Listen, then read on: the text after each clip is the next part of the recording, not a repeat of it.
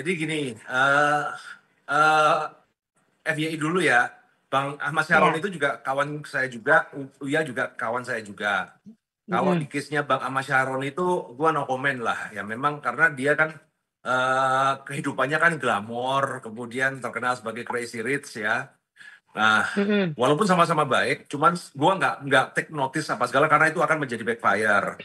Dan saya rasa Bang Ahmad Syaroni pun itu sebenarnya kemarin itu untung loh yang dijarah itu Bang Ahmad Syaroni itu ngomong itu adalah martir lah. Kenapa? Kita lihat ya sehari sebelumnya ketika Abang Ojol itu meninggal ya kan, itu kalau nggak Mm-mm. rumah Abang Ahmad Syaroni dijarah, bisa jadi kerusuhan 98 itu terjadi. Hmm. Iya, iya, iya. Orang itu kan butuh pelampiasan, ya orang itu butuh Betul. pelampiasan, ya sudahlah. Nah kemudian ketika rumah Bang Ahmad Syaroni terjarah, kemudian ada barang-barang mewahnya di situ apa segala, ya akhirnya kan sekarang ini kan jadi aman gitu loh. Jadi ya anggap aja tumbal lah ya. Nah Mm-mm. kemudian kalau Bang Uya Kuya itu aku nggak prediksi karena apa? Kalau kita berbicara secara rasional, eh, problemnya Bang Uya Kuya itu kenapa masyarakat itu panas karena ada video lama yang dipotong-potong, disambung-sambungkan seolah-olah menjawab netizen. Jadi Mm-mm. ketika ditanya berjoget kenapa, ya kan gua kan yang artis. Itu padahal potongan video bulan Maret. Dan kemudian ketika ada narasi kenapa ini berjoget, kemudian video lamanya joget-joget gitu ya. Dan itu sebenarnya sudah Mm-mm. diklarifikasi sama Bang Uya Kuya. Nah, cuman karena sudah kondisinya uncontrollable dan kemudian mereka menghujat Uya Kuya dan Eko Patrio dan Nafa Urbat dan siapa lagi ya? Bu Sri Mulyani bahkan ya. Iya, iya, iya. Nah, Iya. itu kan kondisinya kan panas. Nah, cuman kan ya memang saat itu tuh rawan bagi saya untuk speak up ya. Rawan bagi saya untuk speak up, tapi ya karena saya melihat kita itu banyak berutang budi sama Bang Uya Kuya, maka itu langsung spontan aja sebagai seorang kawan. Jadi seorang Mm-mm. kawan yang sudah pernah dibantu dan kita tahu kinerjanya Mas Uya Kuya itu seperti apa. Mm-mm. Karena sudah beberapa kali Mas Uya Kuya itu membantu saya lewat podcastnya untuk Mm. membongkar investasi-investasi bodong. Kemudian untuk membuat kasus-kasus hukum yang dialami masyarakat ini buntet itu menjadi lancar. Karena status Bang Uya itu yang sebagai DPR ketika nelpon ke polisi, nelpon ke jaksa untuk dilancarkan, itu cenderung diturutin. Nah, dan saya Mm. tahu juga karena terutama setahun terakhir ini Mas Uya Kuya ini aktif untuk membantu TKW-TKW terutama yang ilegal dan korban scammer Kamboja itu, terutama yang sudah Iya. menjadi jenazah, itu membantu mulangin. Mm-mm. Nah, yang Benar. masyarakat mungkin tidak tahu adalah mulangin jenazah dari Kamboja ke Indonesia, itu ngabisin duit itu sekitar 200 juta. Mm-mm. Betul. Dan itu tidak ditanggung oleh negara. Ya. Nah, Mm-mm. yang masyarakat mungkin tidak tahu adalah ya kadang-kadang kita itu urunan rame-rame, tapi kalau udah kurang, yang bagian nutupin itu Mas Uya-Kuya itu dari kantong pribadinya sendiri, bukan dari Mm-mm. tunjangan DPR dan lain-lainnya. Jadi kita ini saya mewakili teman-teman juga dari TKW yang merasakan kebaikan Mas Uya ini, ya kita seperti memberikan sebuah apa ya penghormatan lah. Karena kan tuduhan Betul. masyarakat waktu itu terhadap Uya-Kuya itu kan begitu sadis ya. Iya, iya, iya, iya. Jadi kan sebenarnya ini bukan nggak ada namanya Uya-Kuya nyuruh saya, apalagi bayar saya, tidak ada. Itu semua adalah spontan aja karena wah orang sebaik ini gitu kan, orang yang benar kerjanya. Dan Bang Uya-Kuya itu membantu karena memang dia berada di Komisi 9 yang mengurusin TKW. Ya berarti kan dia ini kan kerjanya Mm. bener gitu loh. Cuman apes aja pas jogetnya lebay karena artis. Kalau artis itu kan jogetnya lus-lus ya kayak Eko Patrio, Uya Kuya itu kan memang kalau masyarakat cuma melihat Seniman. dari sisi itu pasti nyebelin lah. Apalagi tampangnya Mas Uya Kuya itu kan memang kita harus jujur, tampangnya Mas Uya Kuya itu nyebelin gitu loh. Bukan tampang yang Benar-benar. ramah gitu ya. Iya, iya, iya, Ya iya. ketika narasi masyarakatnya. Sekarang ini kan kemudian kan video jogetnya Mas Uya Kuya itu kan tersebar ke masyarakat Indonesia yang mungkin tidak pernah menonton konten-kontennya Mas Uya Kuya gitu loh. Hmm. Jadi kemudian Mas Uya Kuya ini dinarasikan sebagai seorang DPR yang jahat, yang korup, yang apa ya. Ya saya merasa nggak terima aja gitu loh. Saya merasa nggak terima aja, tapi itu ungkapan saya pribadi. Karena saya tahu, kenal, dan ngalamin. Tapi kalau bagi masyarakat yang merasa marah, itu pun saya juga nggak menyalahkan. Karena kan mereka nggak kenal, nggak tahu, dan nggak ngalamin. Oke. Tapi Bang Roy sendiri ketika menyuarakan itu di Instagram, apakah banyak haters atau banyak yang geruduk Bang Oh Roy nggak sih? pasti, Misalnya saya sudah sadar dibilang dengan buzzer semua lah dan resiko yang saya lain-lain. tanggung. Artinya Hmm. ketika saya menyuarakan pada saat itu lagi ya kan, lagi panas-panasnya ya, itu Hmm. resiko terbesar, teman-teman. Hmm. Kalau saya salah omong apa-apa ya bisa-bisa saya yang kena gitu. Itu memang udah Berarti, resiko. berarti ini emang murni ya, murni untuk dari diri sendiri untuk membela Uya. Maksudnya bukan membela sih, dalam artian memang mengatakan sebenarnya Uya itu nggak Dia seperti yang mengatakan sebenarnya. di-framing. Hmm. Yes. Karena saya merasa adalah itu saya yang tepat gitu loh. Kalau ada yang bilang Hmm. menjilat, menjilat itu kalau orangnya lagi di atas gitu ya. Misalnya nih lagi kaya raya nih. Bang Ahmad Hmm. Syaroni lagi kaya, mungkin Juragan 99, saya ngomong, oh ini pengusaha baik apa salah, dia lagi di atas, itu namanya menjilat.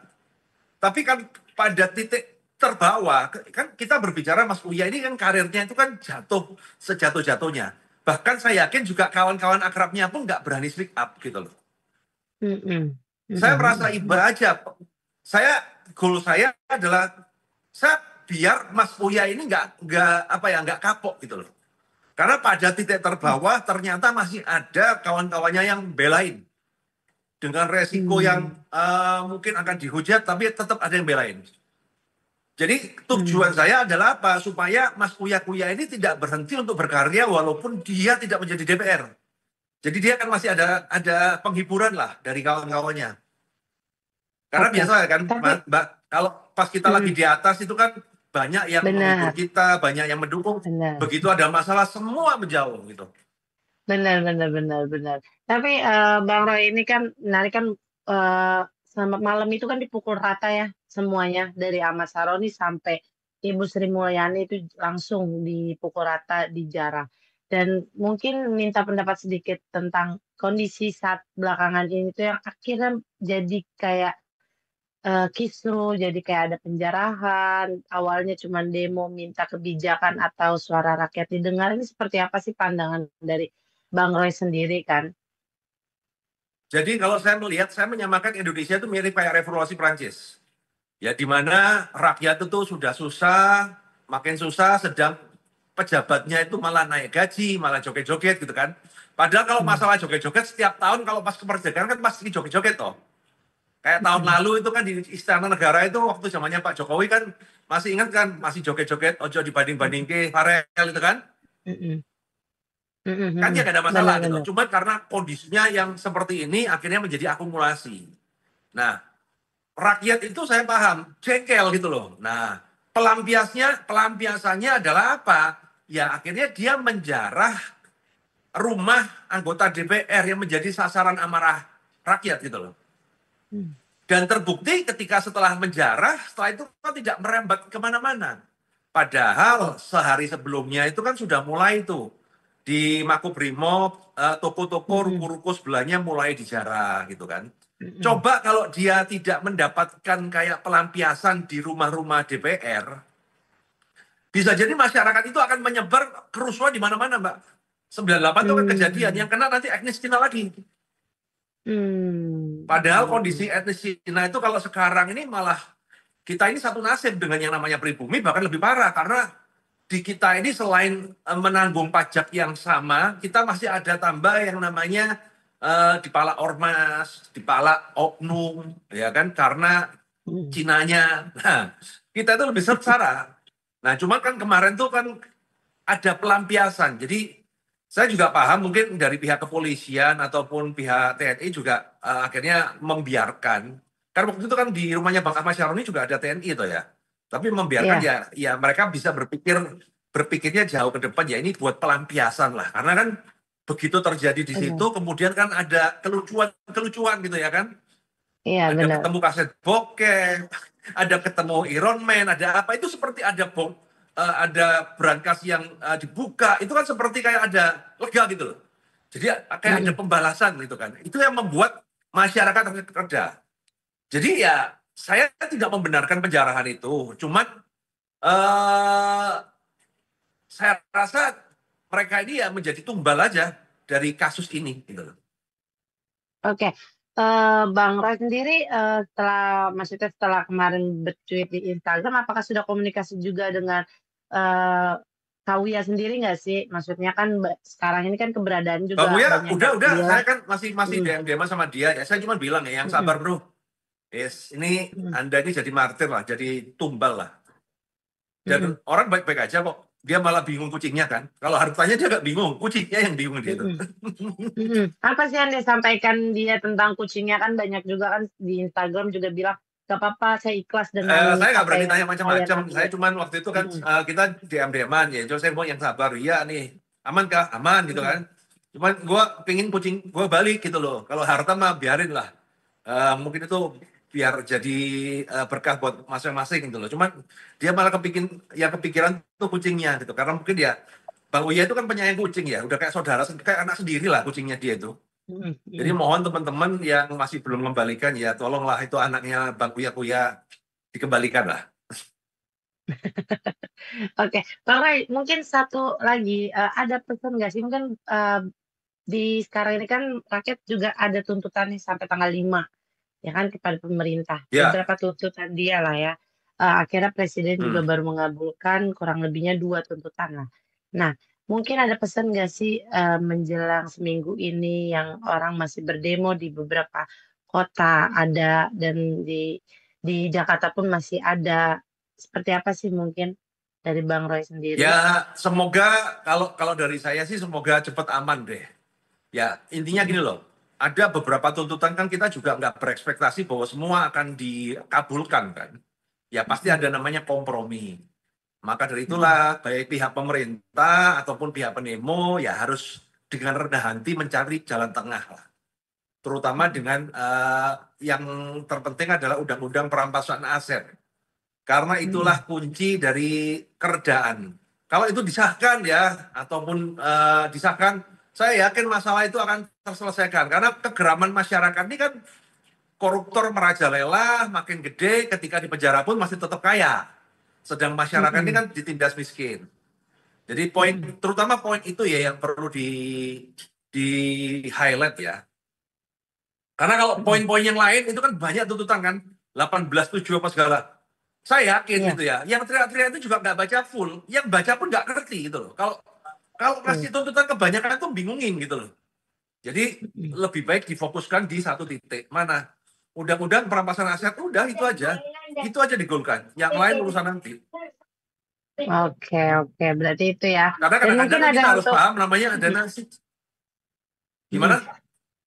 mungkin ada juga nggak sih buat rakyat biar yang melakukan demo tuh tetap tetap aman, tetap terjaga kan udah ada memakan korban juga kan kemarin-kemarin gitu beberapa di tempat di setiap Ya, kota juga saya ada. yakin demo itu akan membaik lah. Ya tetap ada demo tapi tidak akan ada karena yang bahaya itu kan provokatornya sih. Demo sih demo-demo aja. Mm-mm, Cuma kan yang bahaya itu kan provokatornya ini loh. Kalau mm-mm, ada yang menunggangi itu kan yang susah kita juga. Karena kalau saya pribadi kan melihatnya dari sisi ekonomi. Dengan adanya demo seminggu ini kan banyak orang nggak kerja. Otomatis kan penghasilannya terhambat. Ya, penghasilannya berkurang. Padahal yang namanya angsuran pinjol, angsuran paylater itu kan nggak mm-mm, mau tahu Anda mau kondisi demo, mau kondisi huru mm-mm. hara, mau kondisi musibah. Yang namanya jatuh tempo tetap jatuh tempo. Benar, Ini benar, yang perlu benar, benar. dikondisikan. Nah, mungkin kalau teman-teman mahasiswa ini kan masih belum merasakan cicilan, pinjol, paylater, dan lain-lainnya. Jadi ya punya tenaga Mm-mm. untuk demo berhari-hari kan uang masih dari bokap nyokapnya. Nah, tapi kita yang bagian yang nyari duit ini ya, tolong diperhatikan. Jangan sampai kegiatan Mm-mm. ekonomi kita itu berhenti hanya gara-gara demo. Karena angsuran itu tidak mengenal kondisi darurat negara. Bahkan ada Mm-mm. musibah tsunami pun ya kan kalau jatuh tempo ya tetap ditelepon jatuh tempo. Oke, oke. Terima kasih ya Bang Roy atas waktunya. Sama-sama.